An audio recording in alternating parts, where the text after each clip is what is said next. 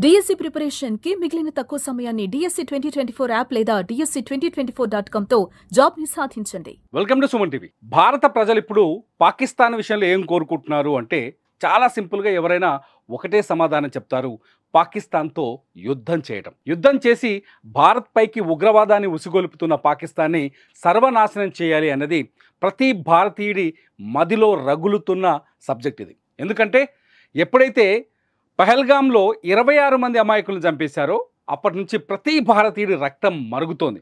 ఎప్పుడు పాకిస్తాన్ని దెబ్బ కొట్టాలా అని ప్రతి ఒక్కరూ ఎదురు చూస్తున్నారు. ముఖ్యంగా మన ప్రధాని మోదీ ఎటువంటి నిర్ణయం తీసుకుంటారు, ఆయన తీసుకోబోయే నిర్ణయంతో పాకిస్తాన్ని ఎలా ఉక్కిరి బిక్కిరి చేస్తారని అందరూ ఎదురు చూస్తున్నారు. నిజానికి ఢిల్లీలో కూడా వరుసగా ప్రధాని మోదీతో త్రివిధ దళాల నేతలు, అధ్యక్షులు, త్రివిధ దళాల అధిపతులు వరుసగా ప్రధాని మోదీతో సమావేశం అవుతున్నారు.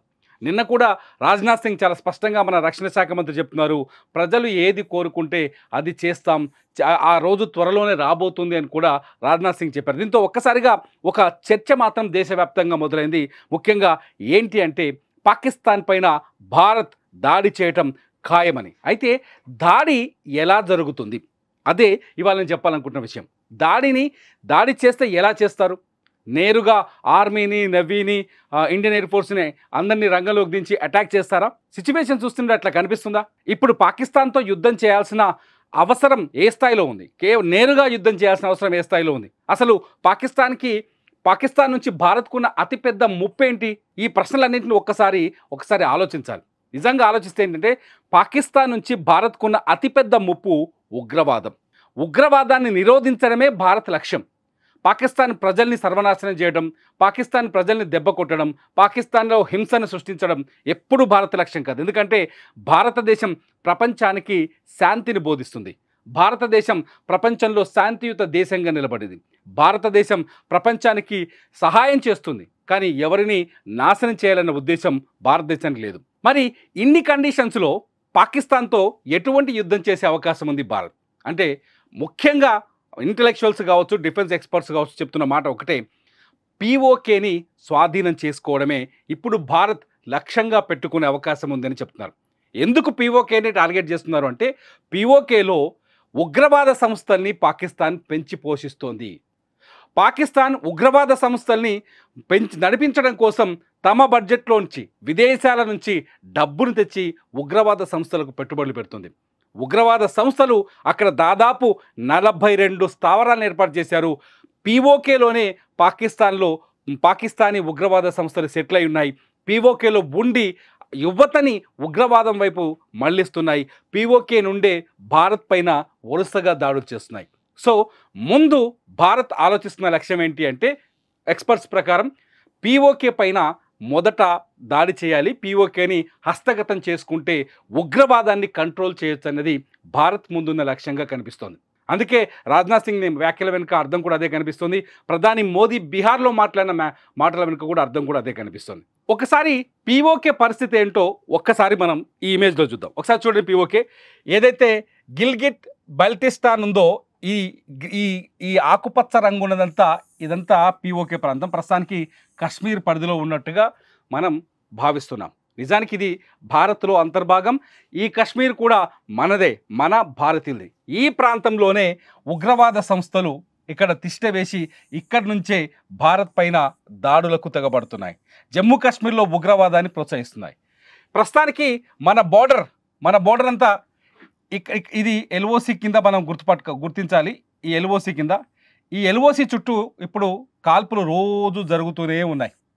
ఇటు పాకిస్తాన్ ఆర్మీ రెగ్యులర్గా కాల్పులు జరుపుతూనే ఉంది. సో ఈ పీఓకేలకి ఎంటర్ అయితే అక్కడ 42 ఉగ్రవాద సంస్థలు ఉన్నాయి, 42 ఉగ్రవాద స్థావరాలు ఉన్నాయి.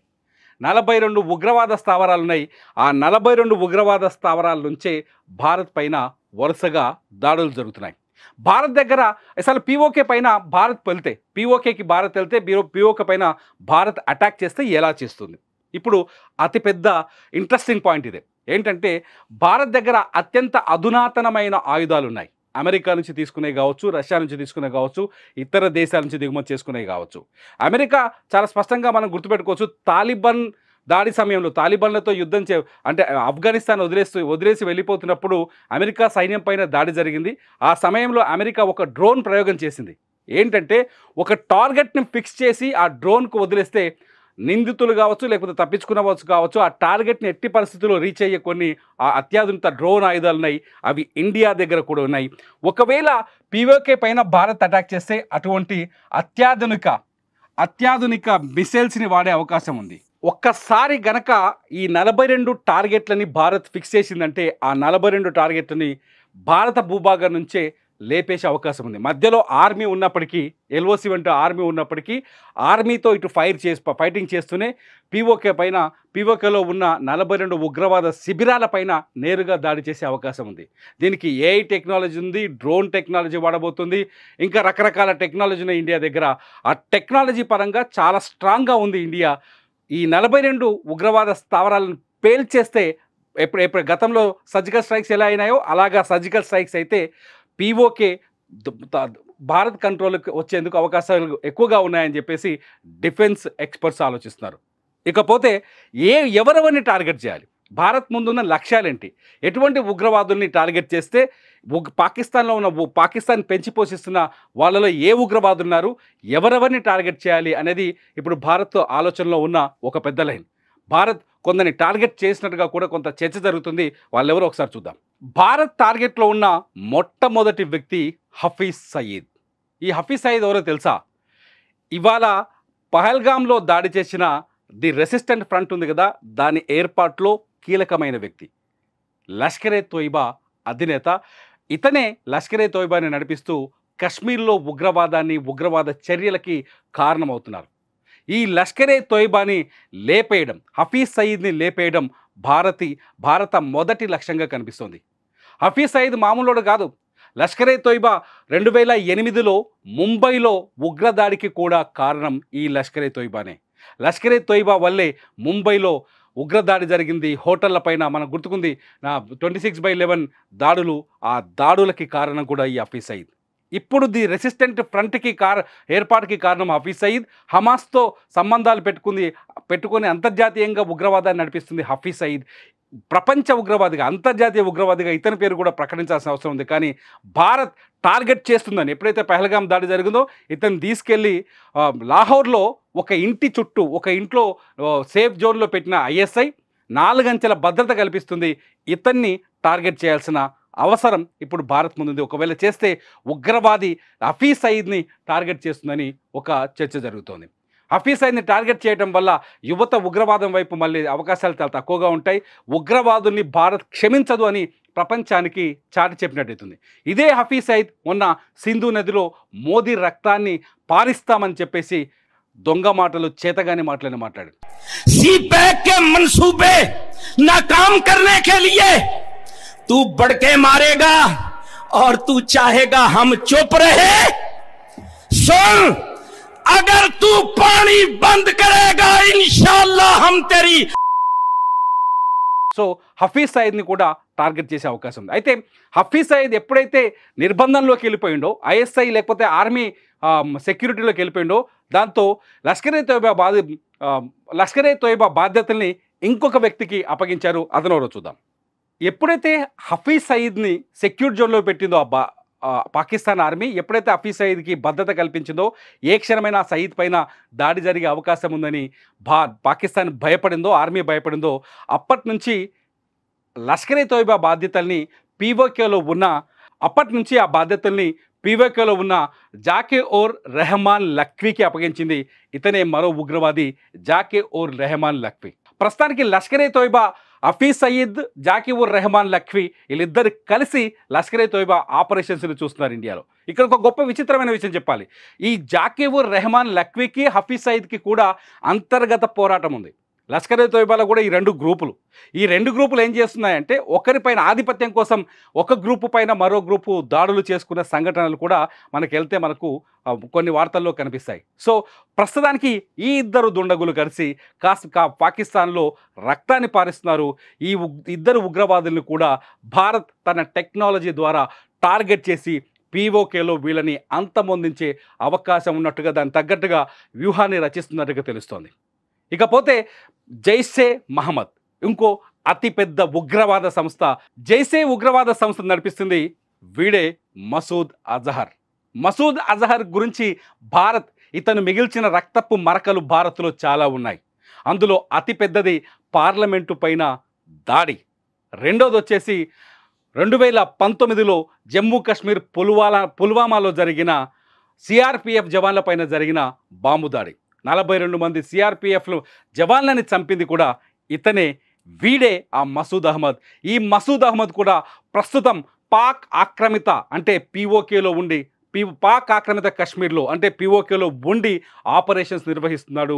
జమ్మూ కాశ్మీర్లో యువతని ఉగ్రవాదం వైపు మళ్లిస్తూ రక్తపాతాన్ని పారిస్తున్నాడు. ఈ మసూద్ అహ్మద్ని పార్లమెంటుపై దాడి సందర్భంలో 2001లో జరిగిన పార్లమెంటుపై దాడి సందర్భంలో ఇతన్ని అదుపులోకి తీసుకున్నారు, అరెస్ట్ చేశారు, మన జైల్లో ఉంచారు. ఇతడు జైల్లో ఉంటే ఈ మసూద్ అహ్మద్ని విడిపించుకోవడానికే భారత ఎయిర్ ఇండియాకి సంబంధించిన విమానాన్ని ఈ జైషే ఉగ్రవాద సంస్థకు సంబంధించిన ఉగ్రవాదులు హైజాక్ చేసి కాందహార్ తరలించి ఇతన్ని విడిపించుకున్నారు. మొత్తానికి ఈ మసూద్ అహ్మద్ ఎప్పుడైతే భారత్ నుంచి వెళ్ళిపోయాడో, కాందహార్ నుంచి పాకిస్తాన్లోకి మళ్ళీ తిరిగి వెళ్ళిపోయాడో అప్పుడే ఈ జైషే మహమ్మద్ అనే ఉగ్రవాద సంస్థని సృష్టించి భారత్లో రక్తపాతాన్ని పారిస్తున్నాడు. ఈ మసూద్ అహ్మద్ కూడా ఈసారి యుద్ధంలో ఒకవేళ పీఓకేలో ఉంటే, పీఓకే పైన భారత్ దాడికి వ్యూహాన్ని రచిస్తే ఇతన్ని టార్గెట్ చేసి హతమార్చే అవకాశాలు ఉన్నట్టుగా డిఫెన్స్ వర్గాలు చెప్తున్నాయి. ఇకపోతే మరో ఉగ్రవాద సంస్థ, వీళ్ళొక్కరే కాదు, ఇలాంటి ఉగ్రవాద సంస్థలు పాకిస్తాన్లో చాలా ఉన్నాయి. ఈ మరో కీలకమైన ఉగ్రవాద సంస్థల గురించి చెప్తున్నాను. మరో ఉగ్రవాద సంస్థ హిజ్బుల్ ముజాహిద్దీన్. ఒకసారి చూద్దాం. హిజ్బుల్ ముజాహిద్దీన్ గురించి చెప్పే ముందు మసూద్ అహ్మద్ గురించి కూడా మరో పాయింట్ చెప్పాలి.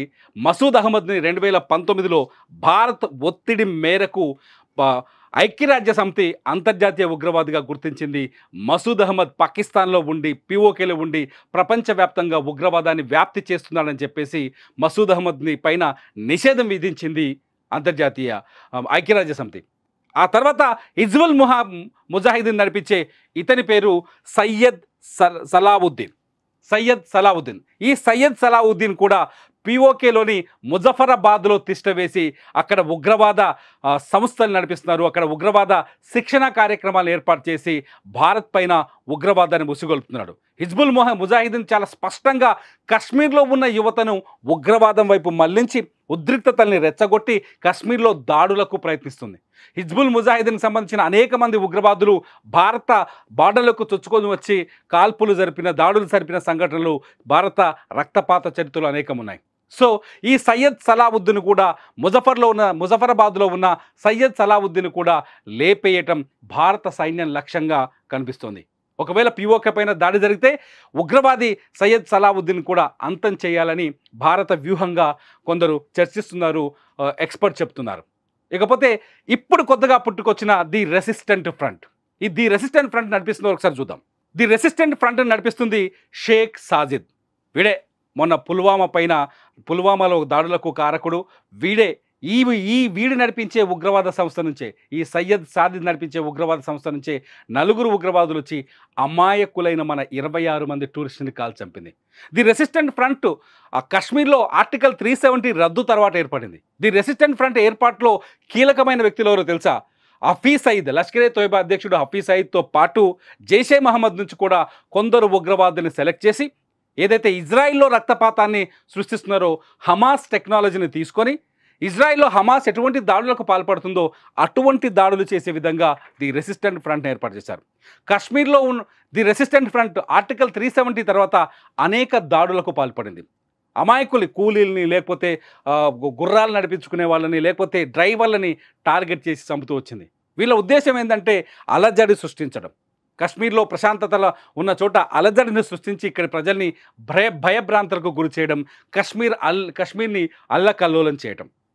ది సయ్యద్ సలావుద్దీన్ కూడా ప్రస్తుతం పీఓకేలో ఉన్నట్టుగా మన సైన్యం దగ్గర కావచ్చు, ఇంటెలిజెన్స్ దగ్గర కావచ్చు ఆధారాలు ఉన్నాయి. ఈ ఆధారాల్ని ఆసరాగా చేసుకొని పీఓకే పైన దాడి చేస్తే సయ్యద్ సలావుద్దీన్ కూడా, సాజిద్ను కూడా అంతం చేయాలనేది భారత సైన్యం లక్ష్యంగా కనిపిస్తుంది. అంటే చాలా స్పష్టంగా ఒక విషయాన్ని అర్థం చేసుకోవచ్చు. ఇప్పటికే సింధు జలాల్ని ఆపి పాకిస్తాన్ పైన ఆర్థికంగా దెబ్బ కొట్టాలని భారత్ ఒక నిర్ణయానికి వచ్చింది. కొన్ని నదుల పైన ఉన్న ప్రాజెక్టుల నుంచి నీళ్లు కింద కొదలకుండా ఇప్పటికే బ్రేక్ చేసింది. అంతేకాదు IMF కూడా చాలా స్పష్టంగా కోరింది భారత్ పాకిస్తాన్కి ఎటువంటి అంతర్జాతీయ నిధుల్ని అందించకూడదు, మీరు అందించే నిధులు నేరుగా ప్రపంచపైకి ఉగ్రవాదాన్ని ఉసుకొల్పేందుకు పాకిస్తాన్ వినియోగిస్తుందని చెప్పేసి.